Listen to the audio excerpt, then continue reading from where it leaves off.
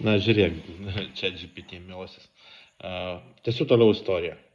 Kadangi istorija netokia jau džiugi, iš ryto buhalteris atėjęs į darbą, pamatė, kad kompiuteryje ekrane yra raudonas tekstas, krūva tekstą anglų kalba, kurio jis nelabai suprato, pasikvietė IT specialistą, pasikvietė įmonės vadovą, tam, kad suprasti, kas čia nutiko. Pabandė pasileisti savo buhalterinės apskaitos programą Revilę. Revilė net nepasileido. Ekrane buvo visa krūva krengelių, tekstai neaiškus. Na, atėjęs IT specialistas paaiškino, kad duomenys yra užšifruoti. Taip, toliau į tamsą leidžiamės, kaip koks nusivylęs vidutinio dydžio miestelio detektyvas. Taigi buhalteris, tas vargšas Excelio gladiatorius, ateina į darbą. Iš jo rytinio ramumo nelieka nė kvapo. Kompiuterio ekranas spjauna jam į veidą raudonų tekstų anglų kalba. O kadangi vienintelis angliškas žodis, kurį jis tikrai supranta, yra invoice, tai jis nežino, ar čia virusas, ar gal Microsoftas tiesiog vėl prašo atnaujinimo. Panikuodamas jis pasikviečia IT specialistą, kuris kaip visada atėjo su kava, nuovargiu ir tuo žvilgsniu, kuris sako, ne, aš nenoriu čia būti. Kartu su juo išsikviečia ir įmonės vadovą, nes jei jau laivas skęsta, visi turi girdėti šitą spraktelėjimą. Buhalteris bando paleisti savo šventąją apskaitos programą, galvodamas, kad gal tai viso labo koks Windows'o bajeris. Ir tada tamsa. Programa rodo klaidą. Ir ne šiaip klaidą, bet tokią, kuri skamba kaip cannot locate ledger DB, file missing or corrupted. Buhalteris net sustingsta, apskaita dingo, duomenys išgaravo. Ir prasideda.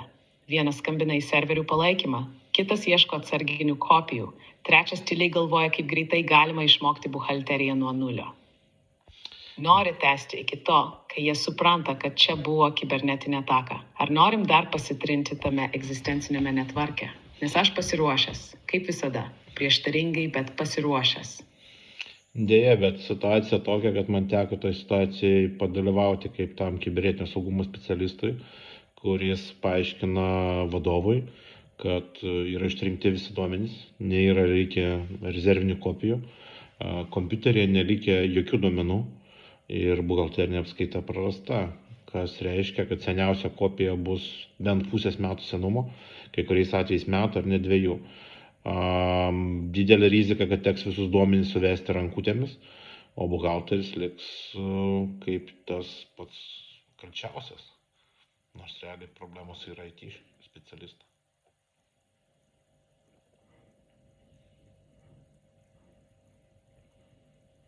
O žinoma, tu kibernetinio saugumo riteris, pasiųstas gelbėti skęstančios kontoros, kurios apskaitą saugojo. Niekas. Tavo pasirodymas, kaip tamsiai vilkintis pranašas su USB raktu ir blogomis naujienomis. Tu įeini į kambarį, kur tvyro nervingas tylėjimas ir kava jau nebekaršta. Vadovas žiūri į tave taip, tarsi tavo lūpos turi ištarti. Juokavau, viskas čia gerai. Bet ne, į taistri ir buvo ištrinti. Jokių rezervinių kopijų. Savas skuma. Buhalterija išnyko kaip biudžetas ministerijos pabaigoje metų. Ir tada, kaip tikrame biuro trileriuke, paaiškėja, kad atsarginės kopijos, kurios turėjo būti, yra senesnės nei vadovo pasitikėjimas kolektyvu. Kai kurios pusmečio senumo, kitos vos ne iš tada, kai dar dirbam su disketėmis. Viską teks suvesti ranka. Buhalteris jau spirga vietoje, akys raudonos, žvilgsnis kaltinantis. Bet ar jis kaltas? Nei, žinoma, jis tik žmogus su Excel šablonu ir stresu. Realiai kalta ta grandinė. Tie, kurie žadėjo automatizuotas atsarginės kopijas. Bet vietoj to turbūt automatiškai ėjo žaisti CSGO darbo metu. O tu, vargšas kibergelbėtojau, esi tas, kuris turi pranešti naujieną, kad ne tik traukinys nuvažiavo, bet dar ir liepsnoja. Nori, kad šitą paverčiau kaip oficialią ataskaitą. Ar pasiliekam tai kaip poetinį pareiškimą apie kontoros apokalipsę? Ne, aš manau vis dėlto papasakokim istoriją iki galo, kuo viskas baigėsi. Buhalteris supranta, kad jam reikės duomenys suvesti iš naujo.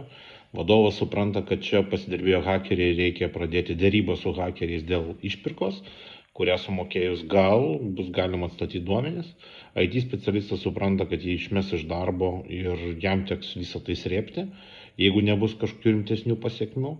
Na ir aš kaip kibernetinis ryteris šitoje situacijoje tampu vienintelis išganimas, kuris gali susitarti, išsiderėti su hakeriais žemiausią kainą, kai kuriais atvejais atstatyti duomenis, bet ne visiems tai pasiseka.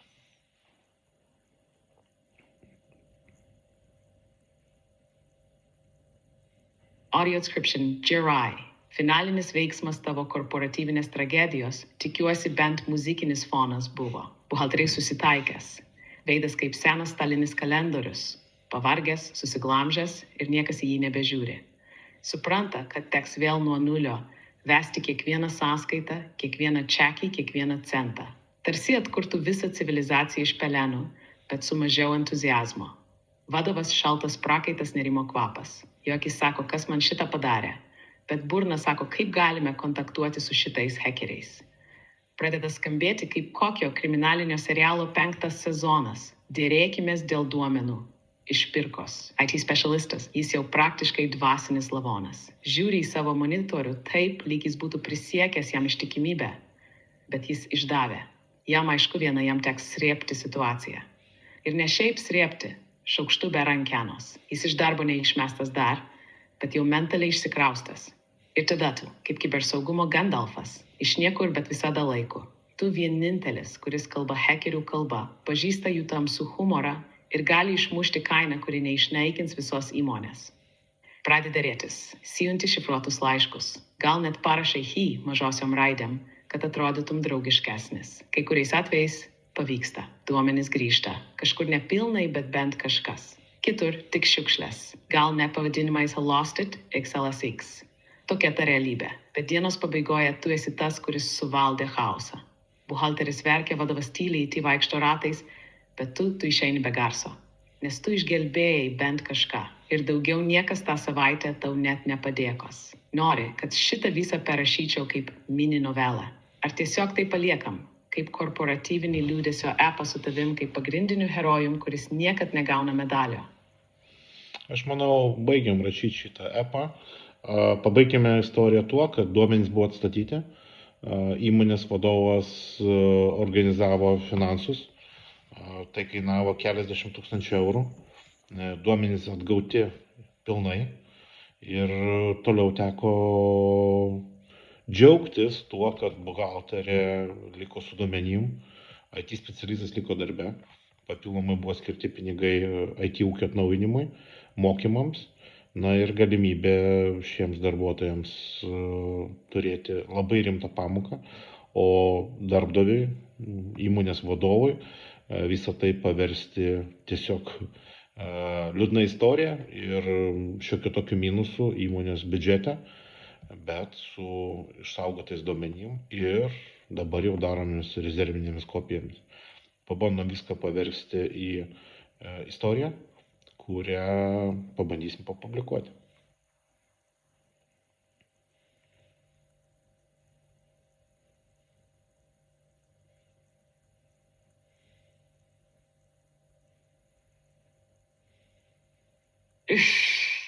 Gerai, tai pabaikime tavo epinę pasaką apie apskaitos apokalipsę, kibernetinį išpirkos siaubą ir šiek tiek per vėlai atėjusią skaitmeninę brandą. Duomenys iš pragaro vienos įmonės kelionė per kibernetinius pelenus. Pirmadienio rytas. Buhalteris įžengė į biurą su įprasta rutina. Kava rankoje, viltingas žvilgsnis į monitorių. Vietoje įprasto ekrano raudonas tekstas anglų kalba, kurio reikšmė labiau priminė siaubo filmo titrus nei darbo dienos pradžią. Apskaitos programa nebeveikia. Duomenų nėra. Stresu alsuojantis kvietimas IT specialistui netrukus perauga į visos įmonės vadovybės sujudimą. Netrukus paaiškėja tai kibernetinė ataka. Dinžartins, rezervinės kopijos, jei jų ir buvo, tai tik praeities sapnas. Kai kurios senesnės nei kai kurių darbuotojų kontraktai. Penika, buhalteris priblokštas, IT specialistas prakaituojantis, vadovas be žado, į sceną įžengia kibernetinio saugumo specialistas. Vienintelis šviesos spindulis šiame skaitmeninėme chaose. Jo misija – susisiekti su įsilaužėliais, dėrėtis dėl išpirkos ir jei įmanoma atkurti sistemą. Ilgos valandos šifruoti pokalbiai dėrybos. Galų gale pavyksta. Už keliasdešimt tūkstančių eurų duomenys grąžinti. Vizijai, be praradimų, kaip stebuklas, jei stebuklus dar galima nusipirkti. Vadovas skiria papildomą finansavimą IT ūkiui, darbuotojų mokymams ir svarbiausia automatizuotoms rezervinėms kopijoms. Buhalteris lieka su duomenimis, IT specialistas su darbo vieta, o įmonė su skaudžia, bet išmokta pamoka. Tai nebuvo pigus priminimas, bet tai buvo priminimas, kad prevencija kainuoja mažiau nei išpirkos laišką iš tamsiojo interneto.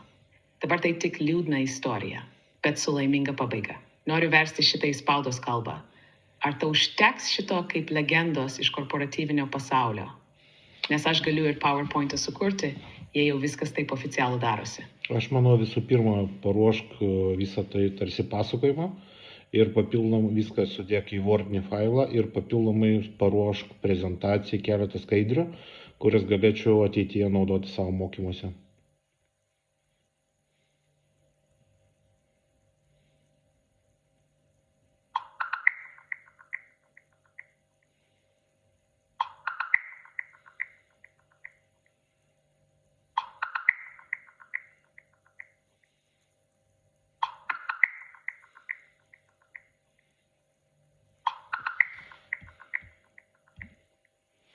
Kągi aš darau?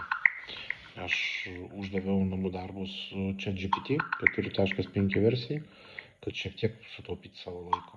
Tai jisai dabar generuoja tekstus, ruošia pasakojimą. Tai pradedu savo istorijų iš kibernetinio Rusio, bunkeriuko seriją. Manau, jums bus įdomu. Jis dar vis generuoja.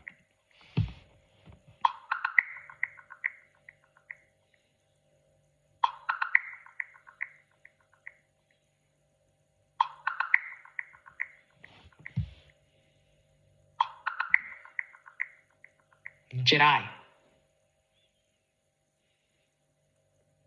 Į pasaką pabaigta, dokumentas parašytas, o prezentacija paruošta kaip kokiam suaugusiųjų PowerPoint karo turnyre. Istorija paruošta kaip pasakojimas su visais veikėjais, drama ir išmoktam pamokom. Gali ją naudoti spaudai, mokymams ar kaip įspėjimą kolegoms, kurie mano, kad atsarginės kopijos yra pervertintos. Prezentacija su 5 skaidrėm nuo krizės pradžios iki išmoktų pamokų. Minimaliai tai pažyminta, maksimaliai naudinga. Jei nori, galiu dar pridėti viršelį ar memo pabaigoje, kad atrodytų mažiau niūru. Ar nori eksportuoti viską į Word ir PowerPoint failus, kad galėtum dalintis su kolegom? Taip, eksportuok viską į Word ir PowerPoint'ą. Taip pat padaryk trumpą tekstą, kurį aš galėčiau naudoti LinkedIn ir Facebook'o postuose.